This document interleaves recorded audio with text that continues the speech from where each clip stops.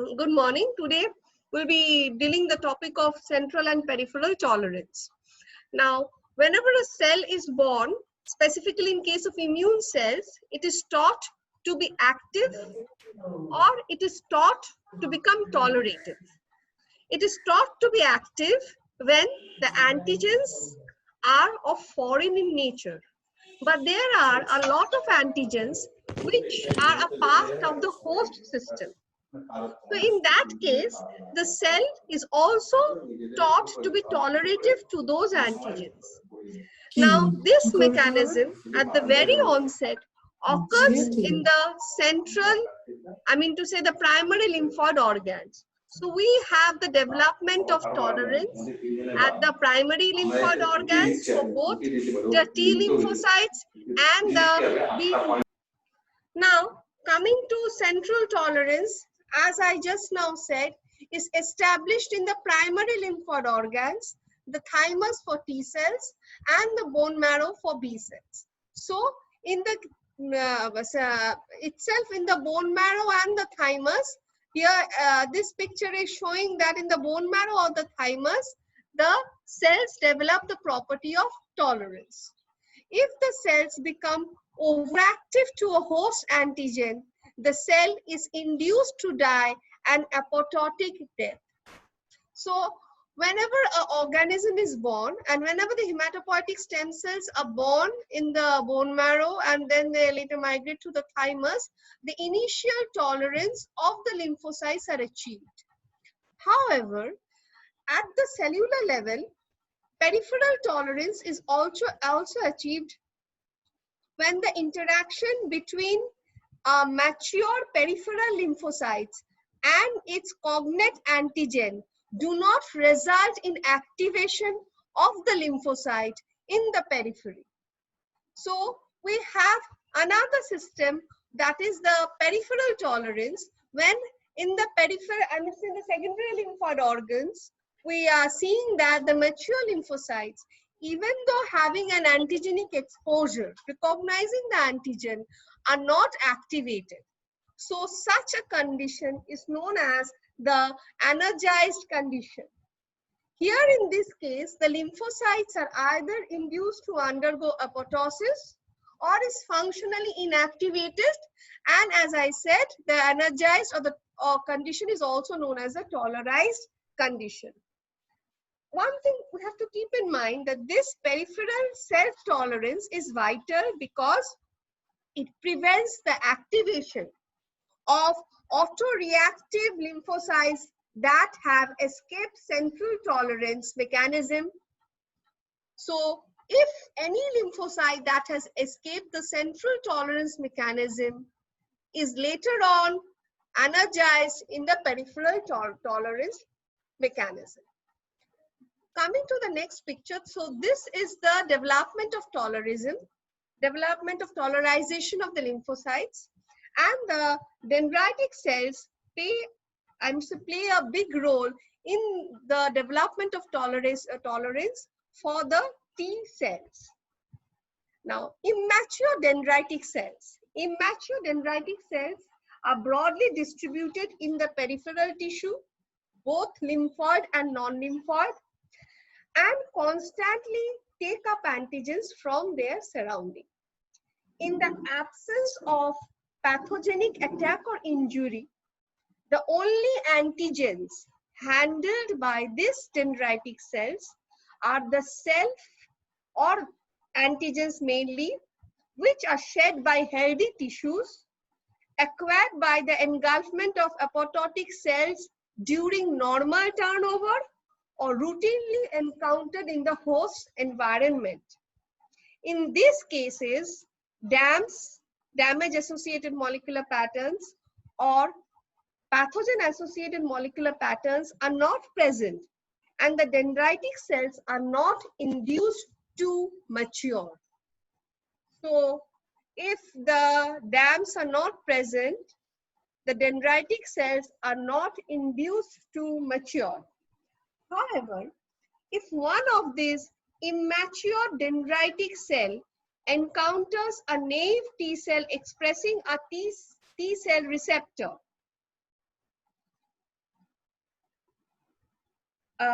specific for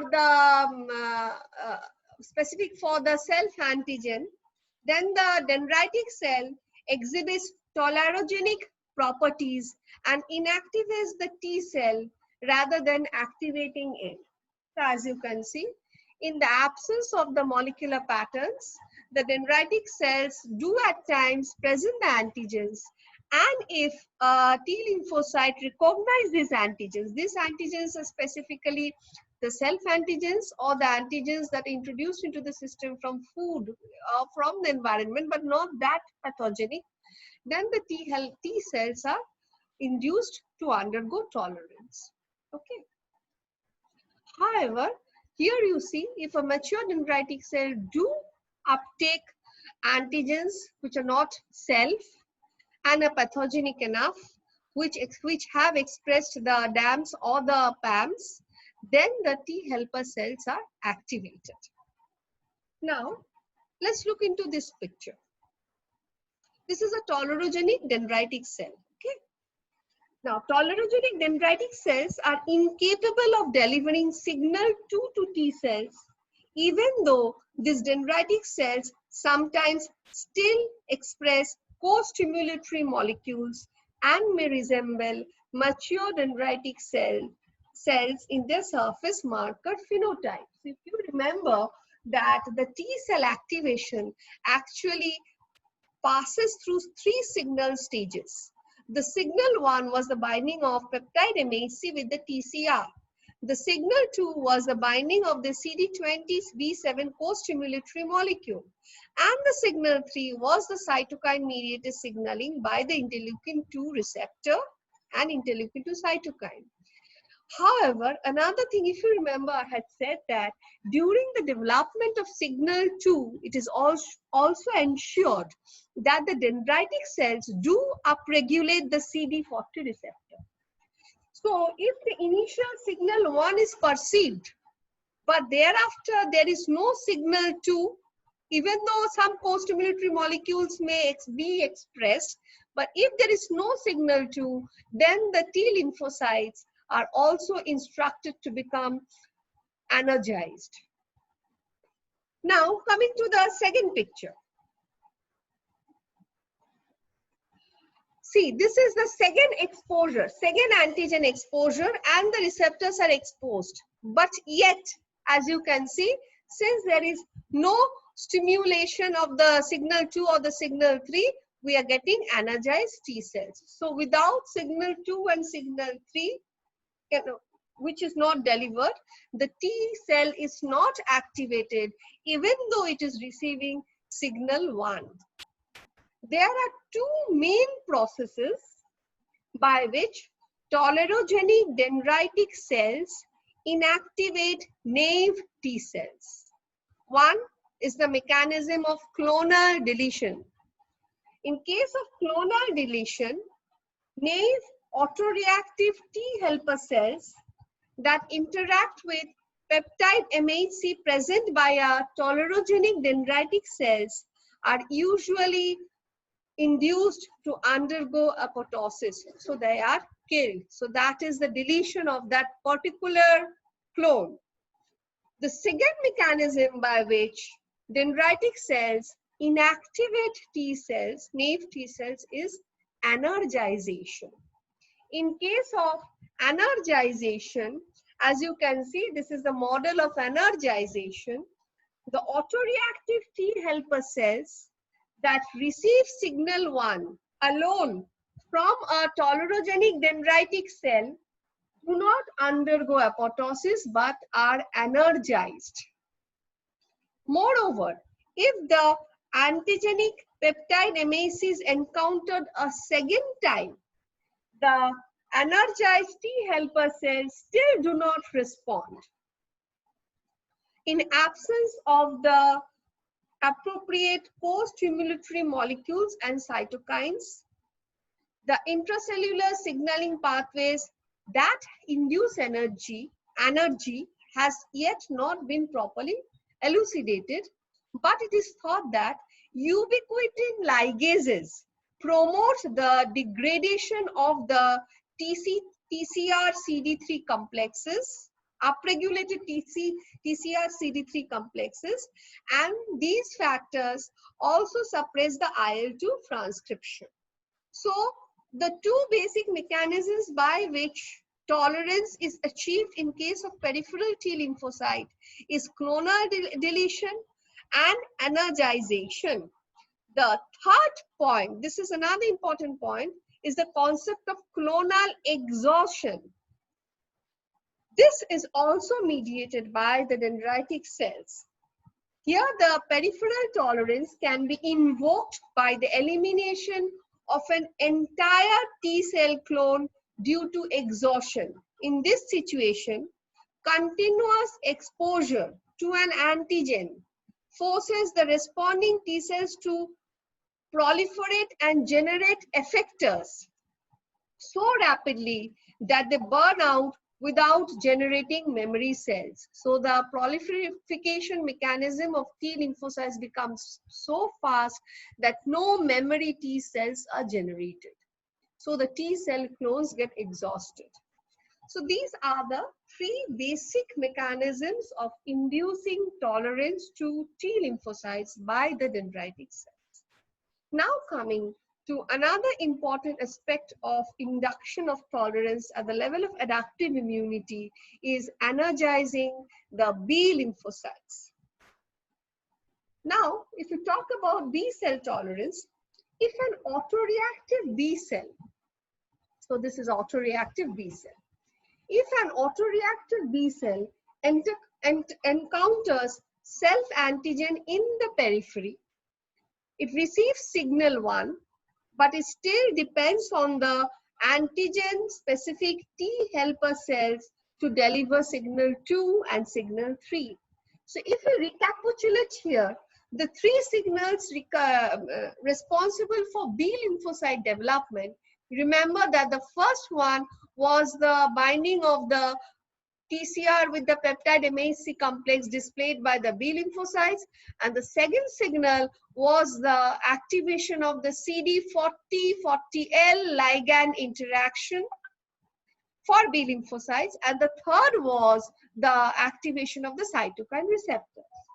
So as you can see that even though I have signal 1, if signal 2 is not and 3 is not done, so if the B lymphocyte fails to cross-talk with a T helper cell after capturing and processing the antigen, that is one mechanism by which autoreactive B cell is energized, and such energized B cells are then induced to die an apoptotic death. Okay, so this is the first part. Now look at the second part. Now, this is an autoreactive T lymphocytes, and it is somehow being able to interact with an autoreactive energized T helper cell. But since these T helper cells are already energized, they fail to deliver the signal 2 and the signal 3 required for B lymphocyte activation. So that also leads to anergic B lymphocytes and ultimately apoptosis.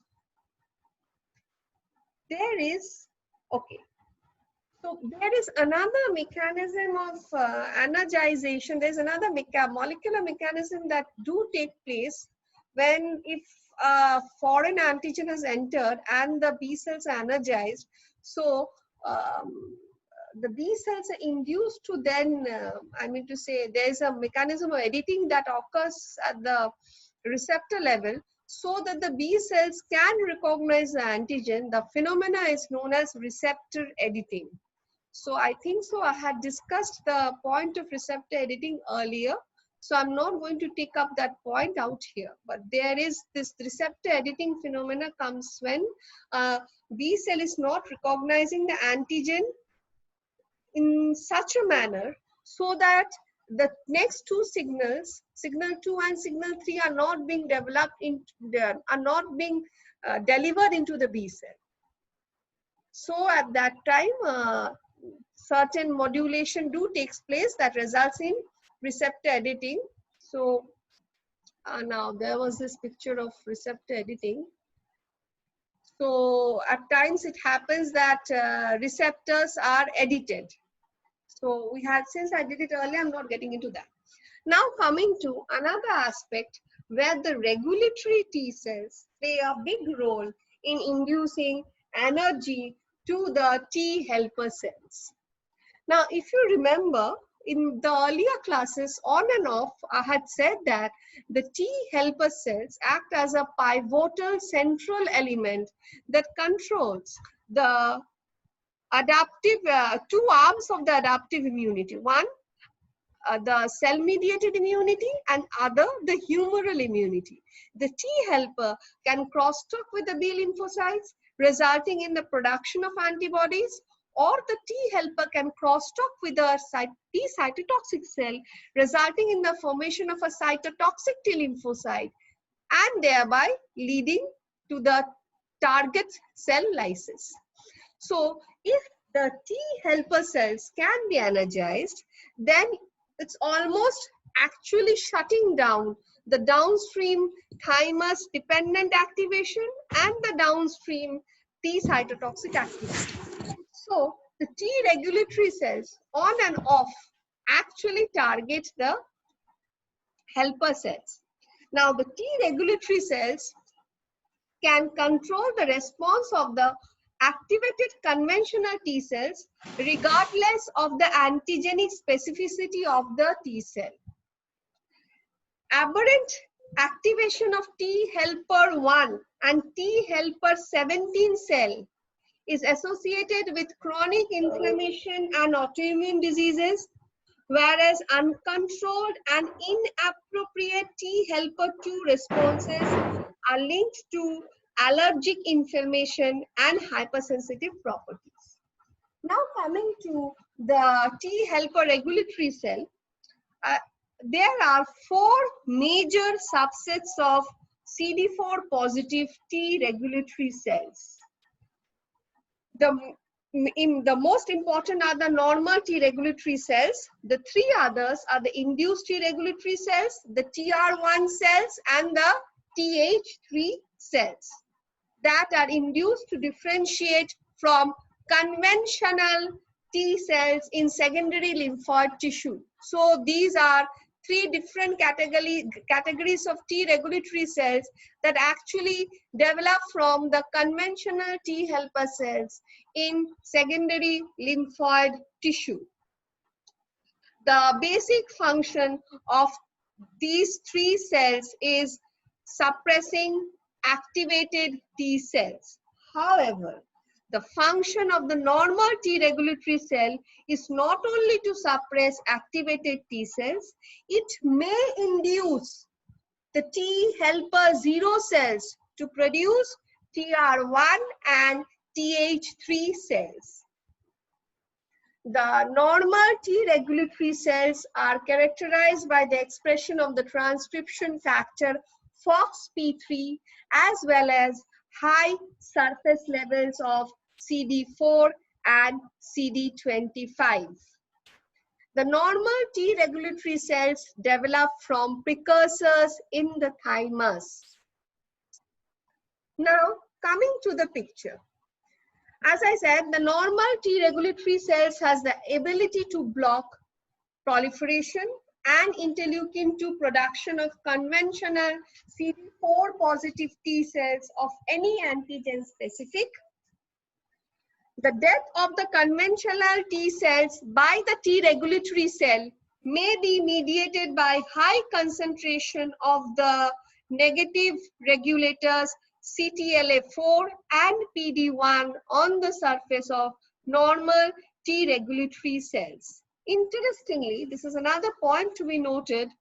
In a high inflammatory environment, normal T regulatory cells may lose the FOXP3 expression necessary to maintain its property and convert to an effector T cell. A dangerous proposition because these T cells can now recognize self-antigens. Just remember, the T regulatory cells are actually born when they become to some extent tolerized to self-antigens. So in inflammatory situation, if these T regulatory cells are converted back to T conventional T lymphocytes, they become a very dangerous category of cells, leading to a lot of autoimmune damages. If I look into that, before going into the picture, I'd like to say something about also this one. The T helper cells, T helper zero cells that interact with a mature dendritic cell in a lymphoid microenvironment rich in TGF-beta and IL-2 can give rise to induced T regulatory cells. Okay? So the T helper cells that is interacting with a mature dendritic cell in presence of the cytokines TGF-beta and interleukin-2 can give rise to the induced T regulatory cells. The induced T regulatory cells suppress effector T cells via secretion of immunosuppressive cytokines like interleukin-10 and TGF-beta. The TR1 and the TH3. Most of the TR1 and the TH3 cells are thought to realize from naive T helper cells, are thought to arise from the naive T helper cells. Mind it, not from T helper zero cell. The induced T regulatory cells arise from T helper zero cells.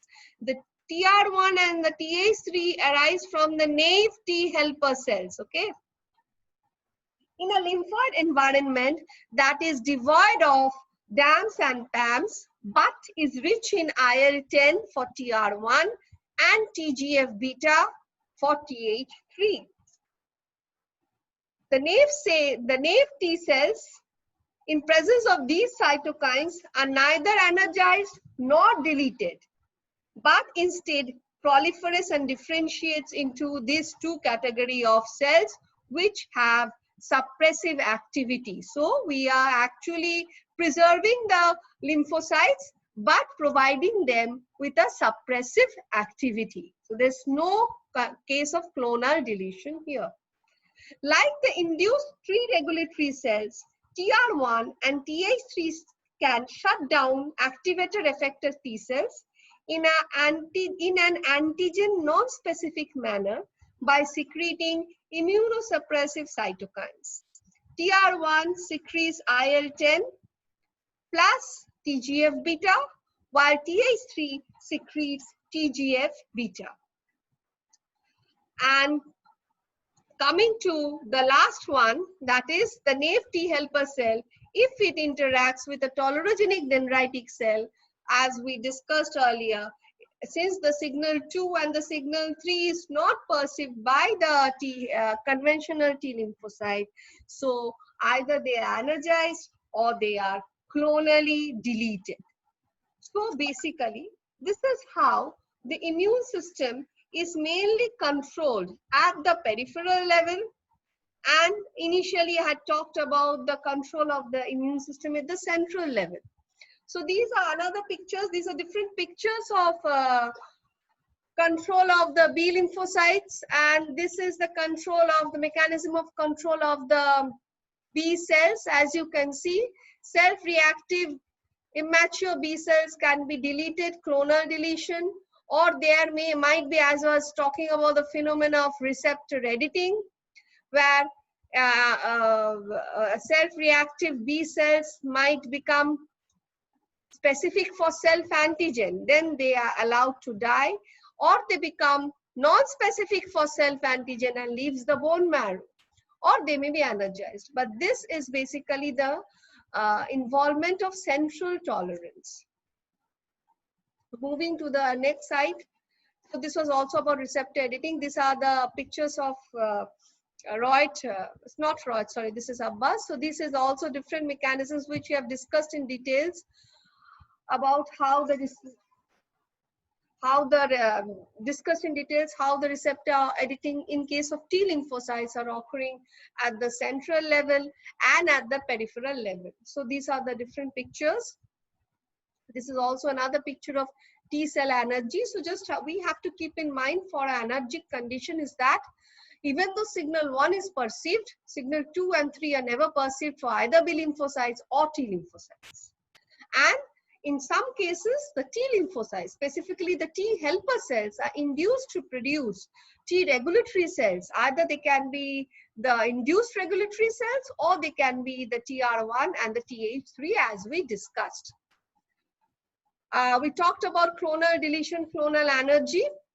And this is actually, since we are passing through a basically defect, a grave time, and our immune system is in challenge, so I had thought of showing you those famous scientists who actually put a lot in making the subject where it is. So these are those persons without which immunology as a subject wouldn't have stood. But however, somehow they were not given the Nobel Prize, as you can see. So we know pattern recognition. I think so. After dealing so much with immunology, by now you might have understood how important and how much importance pattern recognition is. So that was Charles Janvey, and then we have the vaccination that was started by Jenner. And we had this immunopathology done by Hidelman, and these are the Nobel laureates. So these are the famous Nobel laureates who achieved a lot and brought the subject to where it is. So serum theory 1901 by von Behring. Then we have Peyton Rouse on retroviruses. So we are in fact now attacked by a retrovirus. So that was in 1966. Then the MHC complex by Snail, Tonegawa, the Ig gene rearrangement. We have you might have seen this lady, Yalo, for the RIA assay. Clonal selection theory, McFarlane Brunet. And I have just given these three pictures a bigger, bigger size, because for me, I think so, these are hallmark experiments and discoveries in the sector of immunology, the deduction of the antibody structure and the mechanism of phagocytosis, which plays the main function in the innate immunity and to some extent a huge function in the adaptive immunity when the various innate cells are further activated by the T lymphocytes. And coming to, this is one of my favorite scientists, Kohler, but he died at a very young age. As you can see, he died almost at the age of 39, 40. So we have another Hall of Fame scientist. So this is Montalcini, and then we have Thomas for bone marrow transplantation. This was a later discovery. Then we had this anaphylaxis.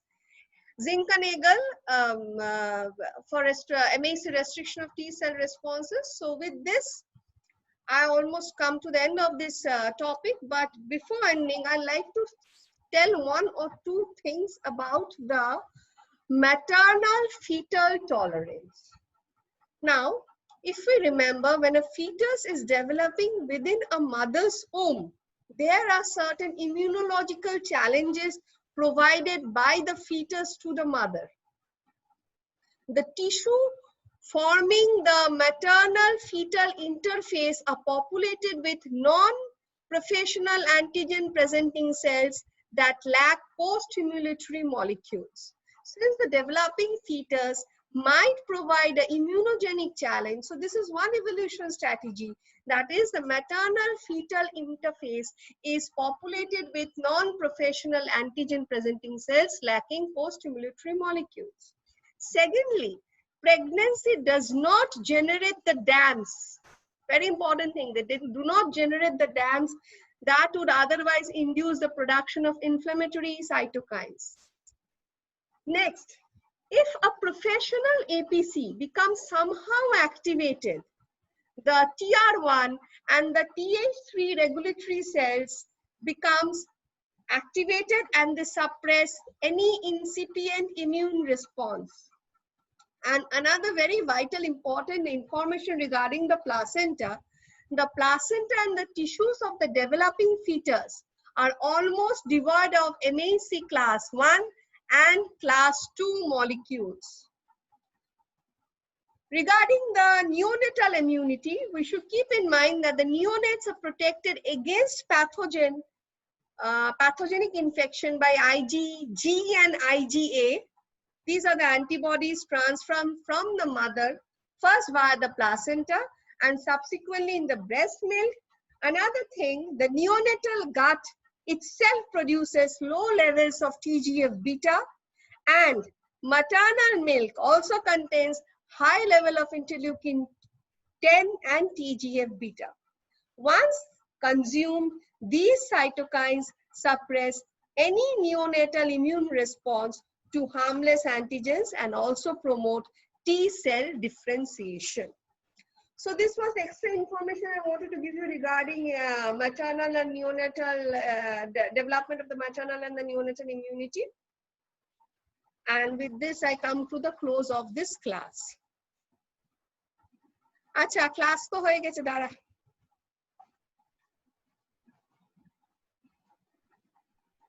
Connect